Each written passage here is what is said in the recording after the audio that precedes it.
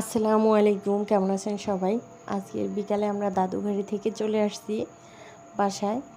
তাই রাত্রে খাওয়ার জন্য আম্মু ভাত চড়াই দিছে। আমি চিন্তা করলাম শুধু আলু ভর্তা দিয়ে তো ভাত খেতে ভালো লাগবে না, তাই আলু ভর্তার সাথে আরও কিছু ভর্তা করি। পরে রসুন ভর্তার কথা মনে পড়লো, তাই পেঁয়াজ, রসুন, কাঁচামরিচ, শুকনো মরিচ এগুলো একসাথে দিয়ে দিছি। আমার কাছে রসুন ভর্তা ভালোই লাগে। সবাই আলাদা আলাদা বাজে, আমি একসাথেই বাজলাম।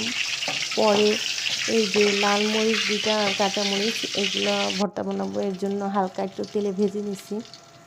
তারপরে ছিল যে চিংড়ি মাছ, গুঁড়া চিংড়ি, এগুলোরও হালকা তেলে ভেজে নিছি, এগুলো ভর্তা করব। আরও ছিল কালো জিরা ছিল, ওইটা আমি আর তুলি নাই। কালো জিরা ভর্তা বানাবো, এর জন্য কালো জিরা হালকা একটু ভেজে নিছিলাম। এই যে চিংড়ি মাছ ভাজা হয়ে গেছে, এগুলো সব একসাথে বাটা হবে। প্রথম আমি বাটতে বসছিলাম, আমি ভালো করে পারতেছিলাম না, মরিচ ঝাল এর জন্য।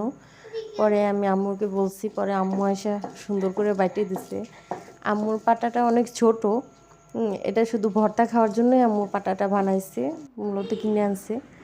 এই যে আমার ভর্তা সব হয়ে গেছে, এটা রসুন ভর্তা, এটা আলু ভর্তা। তারপরে ছিল যে আর ওই পাশে মরিচ ভর্তা বানাইছিলাম, মরিচ ভর্তা অল্প একটুই বানাইছি। পরে এটা চিংড়ি মাছ ভর্তা, আর সর্বশেষ এই যে কালো জিরা ভর্তা।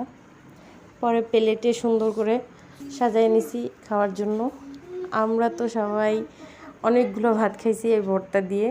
আমার ভাইও খাইছে, আমার ভাই দুটো ওরাও খাইছে, আমার ছেলেও খাইছে।